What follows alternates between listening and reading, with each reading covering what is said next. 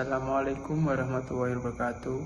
Kami dari kelompok 149 KKN tematik periode 13. Di sini kami akan menjelaskan tentang penyuluhan, pencegahan, pendampingan dan penanggulangan penurunan stunting.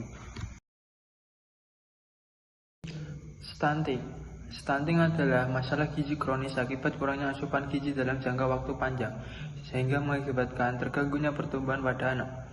Stunting juga menjadi salah satu penyebab tinggi badan anak terhambat, sehingga lebih rendah dibandingkan anak-anak seusianya. Seorang anak dikatakan mengalami stunting apabila tinggi badan dan panjang tubuhnya -2 dari standar Multicenter Growth Reference Study atau standar deviasi median standar pertumbuhan anak dari WHO. Pada tahun 2019, survei membuktikan sekitar 30% balita Indonesia mengalami stunting. Kondisi ini bisa disebabkan oleh banyak aspek, mulai dari aspek pendidikan hingga ekonomi. Stunting sangat penting untuk dicegah. Hal ini disebabkan oleh dampak stunting yang sangat sulit untuk diperbaiki dan dapat merugikan masa depan anak. Angka ini menempatkan Indonesia berada pada status kronis. Sebab WHO mengklasifikasikan negara mengalami status kronis jika angka prevalensinya melebihi 20%. Angka ini juga menempatkan Indonesia di posisi teratas. Angka stunting terparah di Asia Tenggara. Faktor yang menyebabkan stunting. Yang pertama, kurang gizi dalam waktu lama. Penyebabnya adalah karena sang ibu tidak memiliki akses terhadap makanan sehat dan bergizi, sehingga menyebabkan buah hatinya turut kekurangan nutrisi. Selain itu, rendahnya asupan vitamin dan mineral yang dikonsumsi ibu juga bisa ikut mempengaruhi kondisi malnutrisi janin. Kekurangan gizi dalam kandungan inilah yang juga bisa menjadi penyebab besar kondisi stunting pada anak. Yang kedua, pola asuh kurang efektif. Pola asuh di sini berkaitan dengan perilaku dan praktik pemberian makanan kepada anak. Bila orang tua tidak memberikan asupan gizi yang baik, maka anak bisa mengalami stunting. Faktor yang menyebabkan stunting. Yang pertama, kurang gizi dalam waktu yang lama. Penyebabnya adalah karena ibu tidak memiliki akses terhadap makanan sehat yang bergizi, sehingga menyebabkan buah hatinya kekurangan nutrisi. Selain itu, rendahnya asupan vitamin dan mineral yang dikonsumsi juga bisa ikut mempengaruhi penyebab terjadinya stunting. Yang kedua, pola asuh kurang efektif. Pola asuh di sini berkaitan dengan perilaku praktik pemberian makanan kepada anak. Bila orang tua memberikan asupan gizi kepada anak kurang baik, maka anak akan mengalami stunting. Selain itu, faktor ibu yang masa remaja dan kehamilannya kurang nutrisi, serta masa laktasi yang kurang baik juga dapat mempengaruhi pertumbuhan kepada anak. Yang ketiga, ada pola makan. Pola makan, nilai gizi tinggi, serta menu makanan yang tidak seimbang dapat mempengaruhi pertumbuhan kepada anak dan meningkatkan resiko terjadinya stunting. Hal ini dikarenakan ibu kurang mengerti tentang konsep gizi sebelum, saat, dan setelah melahirkan. Yang keempat, tidak melakukan perawatan pasca melahirkan. Sangat dianjurkan juga bagi bayi untuk langsung menerima asupan ASI agar memperkuat sistem imunitasnya. Yang kelima, gangguan mental dan hipertensi pada ibu. Saat kehamilan, seorang ibu tidak boleh mengalami tekanan mental karena akan berpengaruh pada kondisi janin yang dikandungnya. Jika seorang ibu mengalami gangguan mental dalam masa kehamilannya, resiko anak menderita stunting akan semakin besar. Yang keenam, sakit infeksi yang berulang. Sakit infeksi yang berulang kepada anak disebabkan oleh sistem imunitas tubuh yang bekerja secara maksimal.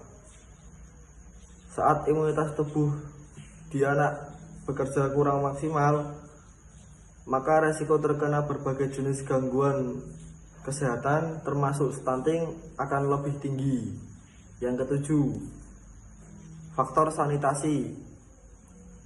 Sanitasi yang buruk serta keterbatasan akses pada air bersih akan mempertinggi resiko terjadinya stunting. Rendahnya akses terhadap pelayanan kesehatan juga merupakan salah satu faktor penyebabnya terjadinya stunting. Gejala-gejala stunting. Biasanya stunting mulai terjadi saat anak masih berada dalam kandungan dan terlihat saat mereka memasuki usia 2 tahun dengan gejala-gejala yang bisa Anda ketahui sebagai berikut. 1. Wajah tampak lebih muda dari anak seusianya. 2. Pertumbuhan tubuh dan giginya terlambat. 3. Memiliki kemampuan fokus dan memori belajar yang buruk. 4. Pubertas yang lambat.